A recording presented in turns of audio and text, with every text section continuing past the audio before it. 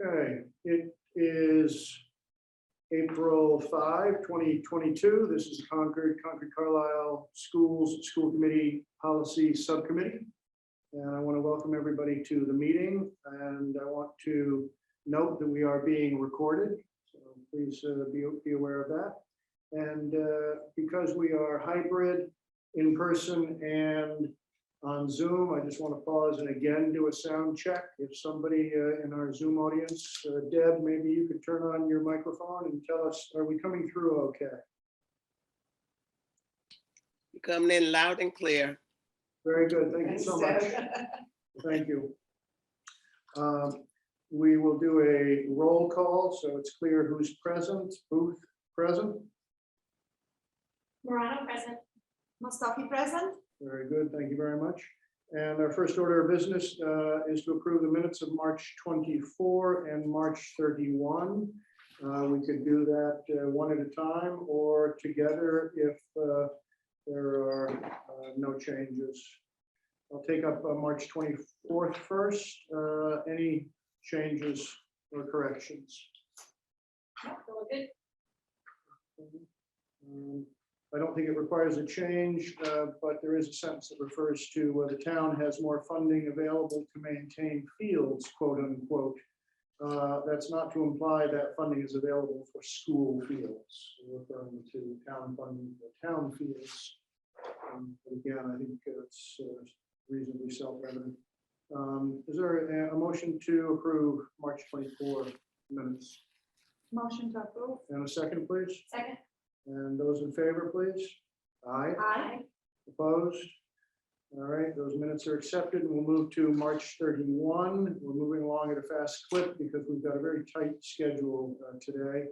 Minutes of March 31. Any comments? All right, a motion to accept, please. So moved. Very good. In a second, Second. please. Good discussion on it. Hearing none. Those in favor, please. Aye. Aye. And those are approved by unanimous vote. We will turn at this point to public comments, and we will start in the room, if you might. If anybody in the room has comments, we'll ask the name and address, please. So I don't know how much of a comment I have, but my name is Ken A. McDonald. I'm at 208 Bright Road. And I'm just here today because I'm interested in and very supportive of Medco having representation on the school committee. And this is the portion of the meeting I was able to attend. I'm a member of CORE, and some of my fellow members will give the evening. I wanted to hear what the process was for deciding how it will be done. Very good, and thank you very much. We'll turn to our folks who are here remotely, and we'll ask that you either raise a hand in the chat or turn on camera and be recognized, please.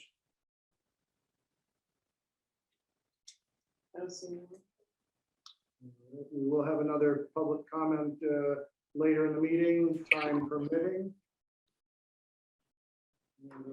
Yes, don't see anybody looking to be recognized. Okay. So we're going to move into the central discussion in this very brief meeting. It has to be concluded by 6 o'clock, so we're mindful of the time. We're looking at policy proposals to bring forth a provision so that Medco parents would be represented in some fashion on the school committee at the school committee. I want to emphasize that the various requests and suggestions, each and all, are being considered very, very seriously. And with that, I want folks to know that we have looked at policies in Bedford and Westin and Lincoln. Some are quite recent, some are 4 decades in the making. So quite a range, and not a great number of districts in the Medco communities have this provision. So we didn't have other examples to look at this point in time. We We'll intentionally take no action at this policy subcommittee tonight. We're not bringing any formal recommendation to the school committees, Concord and Concord-Carlisle tonight, and that's very specific, what we, in terms of the reasoning behind it. That is that we want ample time for community input on this process. And we know that because we operate through open meeting law, and we have very clear restrictions on the kind of dialogue we can have in a meeting setting. It requires a little more time to ensure that all voices are heard. So this is not the first, and it's certainly not the last deliberation and discussion on this. Next, what I'll do is note that the subcommittee asked one of our members, Tracy Morano, to take a deeper look at specifically the Westin model with the hope that we could learn more there. She may have done additional homework as well. I don't know, so I'm going to put Tracy Morano on the spot and ask for a review of what you learned and what you can bring forth. Okay, so this morning I had a Zoom with two of the previous representatives in Westin and the current representative. It was great. We had a meeting for about an hour and 20 minutes, and they are more than happy to continue meeting with us to help get us up to speed. They did confirm there are only 4 districts, right? Well, we would be the 4th district looking for a school committee representative. So it is only Lincoln, Bedford, and Weston. And they confirmed that there are no other metro districts that have school committee representation. In all of those districts, no one has a voting member, but the voice is extremely important. We talked about physically, there's a physical seat at the table. So they have one representative. In the policy, it talks about an election, but they discuss it's really not an election. It's someone that has the time and is willing to make that commitment and really has enough time. Some meetings are during the day, some meetings are at night. They don't do any Zooming right now. They did at one point, they had hybrid meetings, but now Westin has moved to an in-person only model. So all of their meetings in person. The difference I think that I really saw was that they have like a Boston Westin parent organization that works under the umbrella of the Westin PTO. So the school committee representative is part of the Boston Westin PTO. Also sits on the school committee, and they have monthly principal coffees and PTO meetings, and then they take their information from they present it at the PTO meeting, bring things back to school committee, and you had a question about how communication goes back and forth, and so that's how they do it. So it's our big long table, I can't see you. So what they do is they have a meeting amongst the Boston and Westin parents together. Anything that they have that they'd like to bring to school committee, they do it that way. And I asked about missing meetings, what happens, if a representative can't be at a meeting, and they said, well, they check with their other school committee members and see the information they might miss, as a school committee member would also see their information. The only other thing in terms of an alternate, so with their model, they have one primary, and they call it the primary, and the second School committee member isn't the alternate, but more the backup, or the person that will take over the following year. So it's like kind of a learning year. And usually both people come to each meeting. One sits as a member in the public, one sits at the table. And then if one can't be there, the one that was maybe in the public would come to the table. What else I learned today? Do we have questions so far about their model? Very, very helpful. If I'm correct, there's no voting, but only because it's not necessary, because 2 people emerge. Were there additional people with interest? Would there then be some election process? They said yes, but that has not been the case so far. Simply hasn't been It just necessary. simply hasn't Yeah. been, Okay. they said sometimes it's hard, like any volunteer. I think we're seeing it in our elementary schools right now, that parents aren't volunteering as much. I think that we've got a lot of families that both parents are working, and so that daytime volunteering is really challenging for everybody. So they said it's kind of like a self-select group, and it's whoever volunteers. But I think we definitely could chart our own way and, definitely have an election and however that, we kind of feel about that. I did take a shot at editing the Westin policy to kind of fit with us a little bit with some things we talked about the other day. And Eva, I don't think that you got that yet. Let me see if I can. I shared it right Did you share before the meeting. Okay, so Yes. or you can read it on the board, and I'll just take you through some, I guess, I know we're really limited enough time. Student representatives, they had student council members, but I don't believe that's what we call it. And I checked in with Dorothy, and I think she said that Mass General Law is student representatives is the language That's she used. smarter, because it's generic. So I left that, but I just highlighted in red because I did change that, and that was Dorothy's suggestion. And I'll just give you a second to read that. And this is shared on Zoom for anyone tuning in. I guess the only other, we talked about what would happen if a vacancy occurred. So I really worked with the language at the bottom more than at the top. So METCO representatives shall be chosen by Boston resident METCO families via an annual election for a 2-year term. All Boston resident METCO families will be eligible for this position, and an election will take place through a fair and open process determined by, and I just put in the superintendent's METCO advisory council because I know that we're meeting this week, and that, I think it's important to get input from our parents with how they want that election to go. I don't think that we should be dictating it. So. And then I did put in the METCO representative will be eligible for renomination and for subsequent terms. All 3 of these women have served multiple years. 2 of them served for 10 to 12 years, and their current rep is in it for 3 years. So they're like, well, 2 years is a little bit more than 2 years. And I think that can happen if you have, multiple children, and if this is a role you really want to be in. And all of the women I spoke with today, they kind of run the gamut in volunteering. They volunteered in classrooms, they volunteered on PTO, and this seemed like a natural progression. And then the only other thing at the bottom, if a vacancy occurs, the superintendent's METCO advisory council may nominate a person for appointment to complete the unexpired term. And I feel like we thought that was necessary. So in the event that someone can't do it, we always have representation. And that's consistent with what we discussed at the previous meeting. Right. So they don't have that in their policy, but we felt like this the other day that, like, what do we do if there is a vacancy? And I think it's on our minds because we have had a school committee vacancy.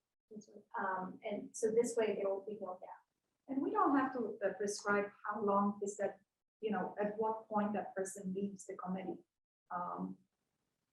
Right. In order to step in and have the METCO advisory council nominate and see whether it makes sense to run another election, right? Right.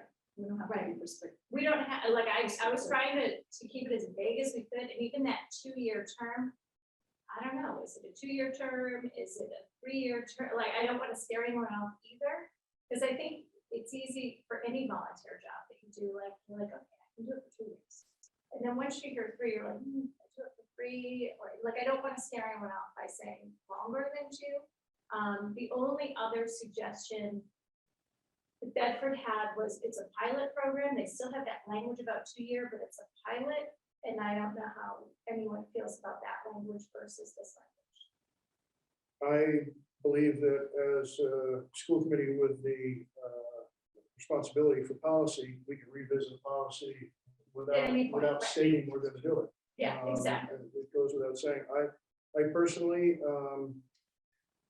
believe that we should bring something like this forward to our colleagues for more general discussion. They give us guidance, then we come back and do some more work. I think the 1-year or 2-year term is worthy of discussion and debate. I think that the group or mechanism used to represent the parents for the purpose of bringing forth a representative is an important question. Is it a superintendent's group or is it a parents group? I think is the very fundamental question here. I would note that unlike Westin, we don't have a K-12 PTO. We have individual PTGs. Yep. So it's a little bit different. I believe that whatever mechanism is used, it is one that is going to have to interface very, very closely with the district, i.e. with the superintendent, because that's the only assurance we have that every single parent who is eligible is in the group and part of all communications. We also could offer up as a district the mechanism for elections should we have more interest than we have positions available. And I have an additional question. Thank you so much, Tracy, for doing that homework and going back to those districts to collect practical how this looks in practice. My question is, what other committees do MEDCO representatives to the school committee participate? What do they find useful to engage in? How does this? So they didn't speak about committees per se, but they, something that we've done, certainly pre-COVID that they felt very strongly that there needs to be a school committee meeting in Boston. We talked about different locations that they've had their meetings at and what's worked and what hasn't. Some locations, like they mentioned the Blue Hills Collaborative, they were like, oh, it's awesome. We were the only metro district that was using it. So they had plenty of space. They had the whole building, they had parking. They did say that Metcoing can be a challenge finding parking around there.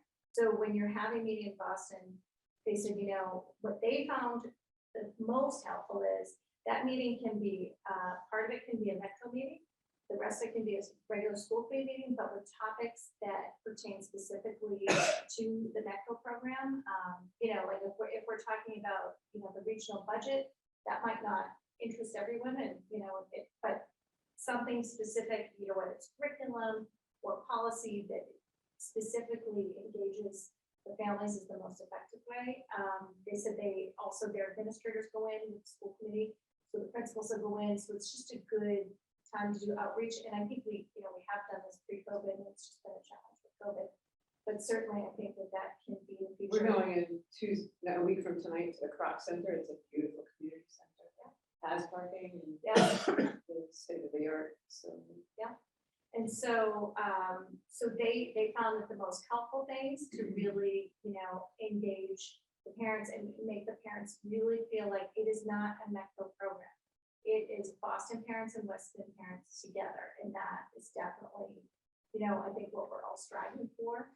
And it was just, it was just great to hear from other people that have been in this position.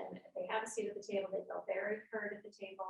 And they're like, and let's just face it, you have different access to the superintendent. I mean, that was definitely one of the, where I was like, I'm on a first name basis with the superintendent. It's great. So I do think that it's a real opportunity and something we should do. And the only other thing I should point out is I added in Boston resident MECO families. And that was just how I personally feel, because I do feel like, yes, we are all part of the MECO program, but this position would be for a Boston resident MECO representative, not a Concord resident. That's a very helpful distinction because we are a METCO district. Right. Therefore, we're all part of METCO. Right. Good point. And I had one more consideration here, whether we should discuss adding into the language the hybrid attendance for a METCO representative, because access driving to our meetings may be a challenge during rush hour. And I don't know if that should be, We talked about that extensively today, actually, and because Westin has completely moved away from hybrid, and all of them were in agreement that this is something that they're committed to and they feel is important. And then the other thing that's kind of looming out there is, Zoom may go away at some point, in terms of how we can run our school committee meetings. Because I think it does expire in July. it expires in June, and the interesting part of this position, because they're non-voting, we're gonna default back to you need a quorum in the room and then a member can occasionally zoom in. Yeah. If the law doesn't actually change, Change it, which there's yeah. pretty massive lobbying going on to change it entirely. But since it's non-voting, I think it's probably a discussion for the members and the Right. representatives they have. Because that may be a helpful sentence to put in for those families when they are making a decision. Yeah. Whether they can actually come in and devote their time. They're able to attend those meetings. So in our summary for the school committee tonight, we can note that one as well as one that we want to pursue and get their input. I'm sure we're committed to always having a hybrid option. Yeah. The question is whether the committee itself has to be in person or can be Right. hybrid. Right. And that'll be state. Yeah. determined, Right, our right. hands. Okay. And I think it would really be helpful, so what I did already ask in advance, and I have to, so the current Lincoln rep, we've been going back and forth on email, and the Bedford rep, I still haven't gotten in touch with. But I said, would you be willing to, be part of like help us build our program, so we can all work together and maybe have all the 4 districts kind of come up with best practices, what's working in your district, what's worked in the past. I mean, Lincoln and Westin, their reps have been on for, like in some cases since 1980. So it's very, much routine of what they do. So I think that would be helpful. And then one of the women actually was in charge of starting parent organizations in all of the METCO districts. So, and she's writing the history of like all of the METCO PTOs and the history of METCO Inc. right now. So I definitely have the right people in the room, and I think that, they're hugely resourceful in helping us to really get started as quickly as we can. That experience will be very helpful And even to help, for us to understand. yeah, and to, how and this works. to help recruit someone like, That's right. because let's face it, we all ran for school committee, and it's like,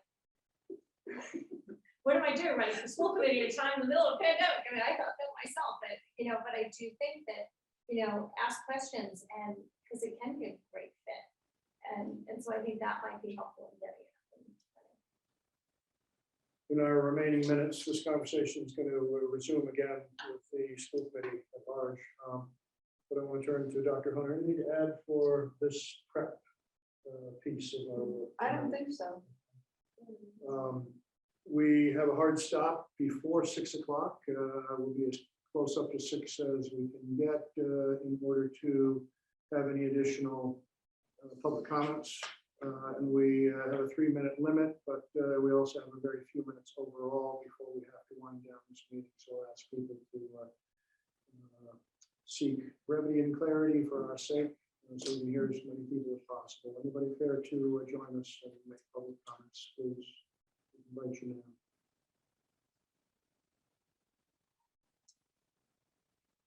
Right. So I don't think that implies a lack of interest in this, but rather, I'm sorry. Yeah. didn't- No one's hands is up. So we're looking for either a camera on with some animation on your part, like a waved hand, or a raised hand in the chat function. And seeing none, the time is approaching 6 o'clock. We might have one in the room. So Yeah, I just yes, wanted yes, to- please. So my only question really was curiosity about how the METCO families in our district would be brought into this process of deciding the design of their representation on the committee. All right. First of all, I'd say a fair bit of work to be done. Second, specifically, we don't have the mechanism, parents, council, superintendent's group. We don't know the structure, but there has to be one. Operative words that Tracy shared. It's got to be open and fair. It's got to be all inclusive. And what I will say to my colleagues later tonight in response to your question right now is I'm going to propose that this policy subcommittee have an evening meeting as soon as we can. And even though this is our crunch time of year, This is part of our crunch. It's important.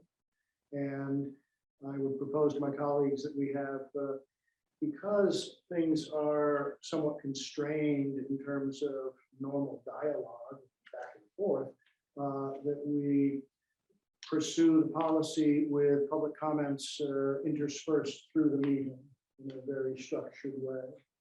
So that we don't have casual discourse, but instead we have many pre-planned opportunities for the public to intersect with us and be heard. Or would it be possible to have like, we've talked about coffees too, Mhm. whether it's coffees or even maybe like a forum for Boston parents to have discussion about, is that possible? Well, so let's flip this the other way. I have an advisory council meeting on Thursday, so I do think that this will be somewhat referenced, at least for early discussion. You're more than welcome to come Tuesday night or next week and be part of that. You have a training We though, have a so I training. can bring it for first discussion and then we can schedule another stuff. And I think, the policy, I know we're not supposed to really engage in the meeting, but in the policy, I did put something about the superintendent's advisory council, as for them For now, to it's develop, what we've got. how to get the information out, whether there's an election, because I think that's the only group we have right now, to do that, but to make sure all parents that are part of the member firm are engaged. And even for the use of like Deb Jemison to get the information out, We'll find vehicles for sure, because it's really important. Just as a matter of housekeeping, I think because we are drafting and redrafting and drafting yet again, let's date stamp all of our work so that we can watch our own progress and know where we stand with this.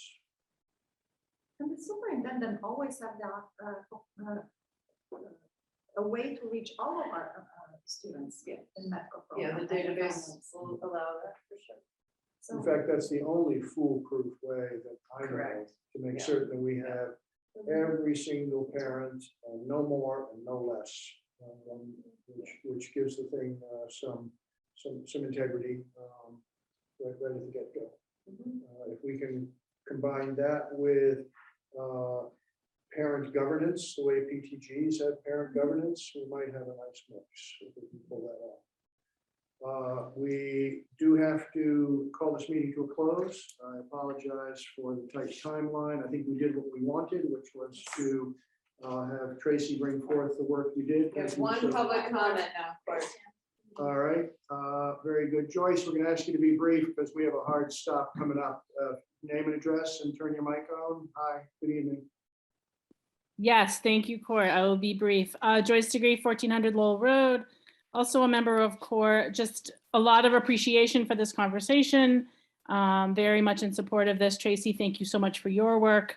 The one comment I wanted to make is I really liked the model that I think Westin is using where they invite, I mean, everyone's invited anyway to these meetings, but to specifically encourage a Boston resident MECO parent to come and sit in on for the public portion of your meetings, and so that they're kind of up to speed on what's going on in the case that the MECO representative can't be at the table. I just wanted to highlight that. I thought that was a great idea. Thank you.